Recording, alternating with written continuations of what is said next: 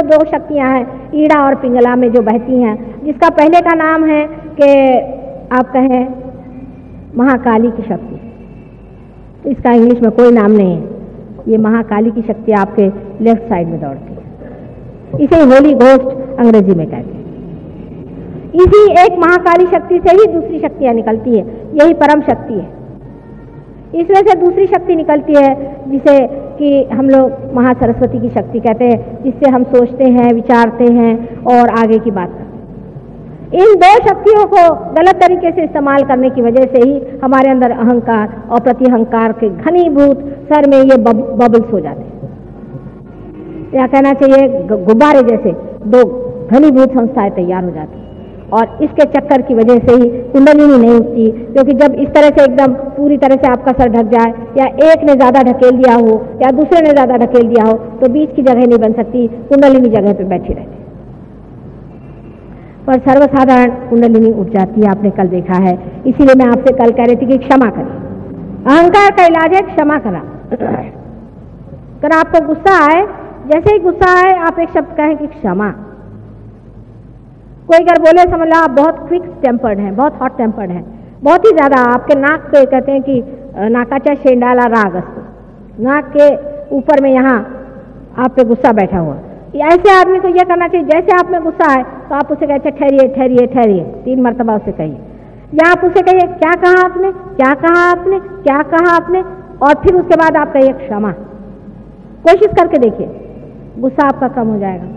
लेकिन जबरदस्ती गुस्से से जूझने की जरूरत नहीं है, गुस्से की जूझने की जरूरत नहीं। जिस आदमी के अंदर गुस्सा दबा हो, चाहे निकला हुआ है, जिसमें गुस्सा करने की आदत है, इसका मतलब है उसका अहंकार दुखित है,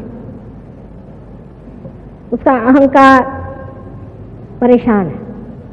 इसलिए आदमी को पहले अपने को क्षमा करना चाहिए और फिर दूसरों को क्षमा करना चाहिए। और क्षमा इसीलिए बहुत बड़ा एक साधन भगवान ने हमें दिया हुआ है, जिसके कारण हम अपने अहंकार को पा सकते हैं। अब हमारे मन को जीतने का कौन सा तरीका है? एक तो क्षमा से हम अपने अहंकार को जीत सकते हैं, और अपने मन को जीतने का तरीका यह है कि जिस चीज को बहुत ज्यादा देखने का मन करता है, जिस चीज को बहुत ज्यादा पाने का मन करता है, उधर से अपने मन को कहना क्या बेवकूफी लगा रखी है, तो मन का खिंचाव खत्म हो जाएगा, मन की आदतें टूट जाएंगी। आदतें तोड़ने के लिए सबसे अच्छा तरीका यही है कि जिस चीज का बहुत मन चाहता है उसे कहना अच्छा जरा आप बैठे रहिए, बहुत आपको देख लिया हमने। लेकिन ऐसा नहीं होता है। अधिकतर लोग कहेंगे कि भाई मैं तो भाई असली घी खाता हूँ और तो कुछ नहीं खाता, मैं तो भाई ऐसा है मेरा कि मुझे तो बढ़िया एकदम खाने के लिए चाहिए। हमारे यहाँ खाने पीना ज़्यादातर मन में होता है, अपने देश में खाने पीने की बीमारी, तो सुबह से शाम यही बीमारी है कि आप क्या खाते हैं। क्या भगवान आपको कि खाने पर कोई पारितोषिक देने वाला है कि भाई आप ये खाना खाते हैं, वो खाना खाते हैं, आपको इस खाने का शौक है, आज मला पूरण पोड़ी चाहिए। इसमें अपनी शान बघारना कितनी बेवकूफ़ी की बात है। मुझे ये अच्छा लगता है, मुझे वो अच्छा लगता है, इस तरह से जबान से कहना भी क्या शोभनीय है।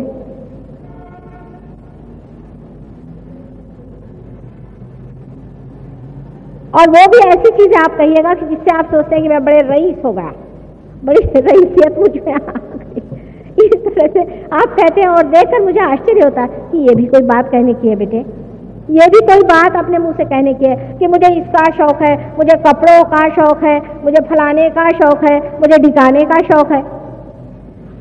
परमात्मा की नजर में ये सब चीजें क्या होंगी आप ही बताइए। आप परमात्मा की जगह खड़े होकर सुनिए कि अगर कोई आदमी आपसे बताए कि मुझे इसका शौक है, उसका शौक है, फलाना है, हमारी अम्मा बहुत अच्छा खाना खिलाती हैं, वो ढिकानी है, वो कुछ नहीं बनाती, हमारी अम्मा बहुत अच्छी है। इस तरह की बेवकूफ़ी की बातों से लेकर बड़ी बातों तक, जैसे मुझे मोटर का शौक है, मुझे सत्ता का शौक है, मैं प्राइम मिनिस्टर बनूंगा, इसका मुझे शौक है, उसका शौक है। आपको दुनिया भर के शौक हैं तो आप अपने घर में बैठिए। परमात्मा के साम्राज्य में ऐसे शौकीनों की कोई जगह नहीं। जरूरत से ज्यादा इस तरह के शौकीनियां करना कोई मनुष्य को शोभा नहीं देता। ये मनुष्य ही करता है, जानवर नहीं करता बेचारा। वो तो कहीं भी सो जाता है, कहीं भी उठ जाता है। और मेरे ख्याल से जो साधु संत होते हैं वो भी उसी हालत में पहुंच जाते हैं। कहीं भी कहे सोने का तो सो जाएगा, उसको क्या, जब कंफर्ट अंदर में ही है, जब सारा आराम अंदर ही में है, तो बाहर की ये सब चीज़ों की क्या ज़रूरत है।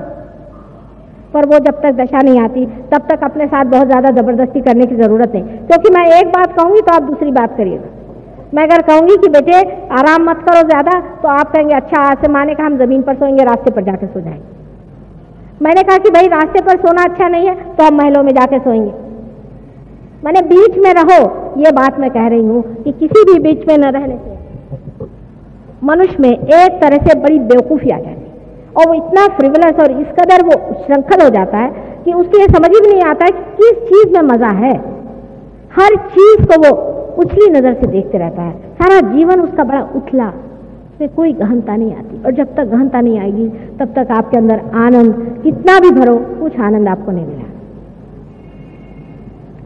ये दोनों एक्सट्रीम्स की बातें हैं। मैंने आपसे बताया कि जब आदमी अहंकार में चढ़ता है तो अहंकार के भी भूत चढ़ते हैं।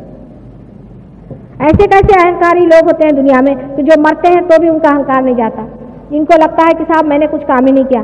ऐसे लोग भी आपके खोपड़ी में घुस सकते हैं, उनके भी भूत आपके अंदर आ सकते हैं और आप ऐसे ऐसी बातें करेंगे कि लोग कहेंगे ये तो ऐसा नहीं था, इसको हो क्या गया। तो नॉर्मल रहना चाहिए आदमी को, बीचों बीच रहना चाहिए। जो आदमी बीचों बीच रहता है वो ये दोनों ही शक्तियों से पूर्णतया प्लावित होता है। जो आदमी बहुत ज़्यादा काम करता है, बहुत ज़्यादा अहंकारी है, उसको हार्ट अटैक आएगा। अगर हार्ट अटैक नहीं आएगा तो उसको डायबिटीज़ हो जाएगा, डायबिटीज़ नहीं होगा तो किडनी होगा, उसको लिवर हो जाएगा और उसको और बीमारियां हो सकती है, क्योंकि हमारे अंदर स्वाधिष्ठान चक्र जो है वो ये कार्य करते रहते हैं। उनका एक कार्य, सबसे बड़ा कार्य ये है कि हमारे लिए जो बुद्धि है उसमें जो काम हो रहा है उसके लिए मेद फैट सेल्स को पहुंचाएं, उसका सप्लाई करें। फैट सेल का सप्लाई सर में करना चाहिए। अब वो बेचारे को एक काम तो अगर आपने दे दिया, रात दिन सोचो सोचो सोचो, तो बाकी की जो काम उनके हैं, जो कि पैंक्रियास है, आपके लिवर है, आपकी किडनीज हैं और स्प्लीन वगैरह हैं, उनको नहीं देख पाते, फिर आपको डायबिटीज़ की बीमारी हो जाती है। सहयोग में डायबिटीज़ हम लोग 100% ठीक कर सकते हैं। अगर आप पार हो जाएं और हमारी बात सुने तो 100% आपका डायबिटीज़, किडनी सब ठीक हो सकती है। पर आपकी अगर किडनी एक बार आपने मशीन में डाल दी तो हम नहीं ठीक कर सकते, और इसलिए हमें आप क्षमा करें।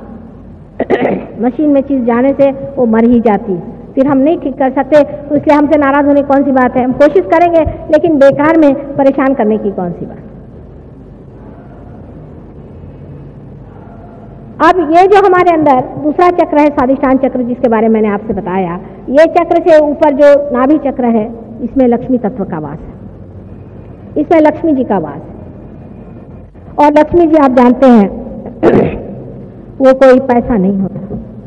लक्ष्मी जी का स्वरूप जैसा है उसके बारे में मैंने अनेक बार बताया है, और आप अगर मेरे इसके बारे में पढ़ें तो आप जानेंगे कि लक्ष्मी जी और पैसे में बहुत ही अंतर है। सबसे बड़ी चीज़ लक्ष्मीपति वो होता है जो मन से बहुत संतुष्ट होता है, जो दूसरों को देता है और जिसके आश्रय में अनेक रहते हैं, जो कमल के जैसे अपने ऊपर वस्त्र परिधान किए हुए हैं, और जो अत्यंत हृदय से भी कमल के जैसा बहुत ही ज़्यादा वार्म, बहुत ही ज़्यादा सुगंधित होना चाहिए। अब ये लक्ष्मी तत्व जब हमारे अंदर जागृत हो जाता है, जब कुंडलिनी लक्ष्मी तत्व को छोड़ती है, तब हमारे जो कुछ भी सांपत्तिक प्रश्न है वो ऐसे छूट जाते हैं। आप सांपत्तिक प्रश्न का मतलब नहीं है कि आप अगर होना चाहें, समझ लीजिए आप बिरला टाटा होना चाहें, तो वो तो कभी ना होना। उनको जाके पूछे उनका क्या हाल है। लेकिन आपकी जो सांपत्तिक स्थिति है वो अच्छी हो जाती है। उसका मुख्यतः कारण ये कि लक्ष्मी तत्व जागृत होते ही आपकी सारी गंदी आदतें छूट जाती। शराब छूट जाएगी आपके अपने आप, आपका तंबाकू छूट जाएगा, आपका जितनी भी पान है आदि जो भी ऐसी ऐसी चीज़ें जिसके लिए पैसा बेकार जाता है सब छूट जाएगा, क्योंकि आप मजे में बैठे हो। दूसरा है क्योंकि लक्ष्मी तत्व की वजह से आप बराबर समझ पाएंगे कि कौन सी चीज़ में असलियत है और कौन सी चीज़ में नकलियत है। एक साहब थे, उनकी बड़ी बुरी हालत थी सांपत्ति, वो मेरे पास आए तो उन्होंने मुझसे पूछा कि मैं क्या काम करूं। मैंने कहा कोई सा भी काम करो, अब तो तुम जागरूक हो गए। मैंने कहा तुम लकड़ी का काम करो। कल है मैंने तो कभी लकड़ी देखी भी नहीं। मैंने कहा तुम शुरू तो करो। धीरे धीरे उनको वाइब्रेशन से पता चलने लग गया कि इस काम में कैसी प्रगति करनी चाहिए, कैसे चलना चाहिए, और उन्होंने बहुत उसमें रुपया कमाया। मैंने बहुत माने काफ़ी, जितना कि एक आदमी को समाधानी आदमी को मिलना चाहिए। इस तरह से सबका ही लक्ष्मी तत्व ठीक हो जाता है। हमारे लंदन में ऐसे बहुत से लोग हैं जिनको के लक्ष्मी तत्व से अनेक फायदे हो गए, जिनके पास मकानात नहीं थे उनको अचानक मकानात मिल गए, जिनके पास में खाने को नहीं था उनके पास कुछ न कुछ नौकरी मिल गई, कुछ न कुछ व्यवस्था हो गई, अनेक तरह से मदद हो गई, और इस तरह से लोगों का लक्ष्मी तत्व फायदे में आ गए। अब जब लक्ष्मी तत्व आपका जागरूक हो जाता है कुंडलिनी जागृति के बाद,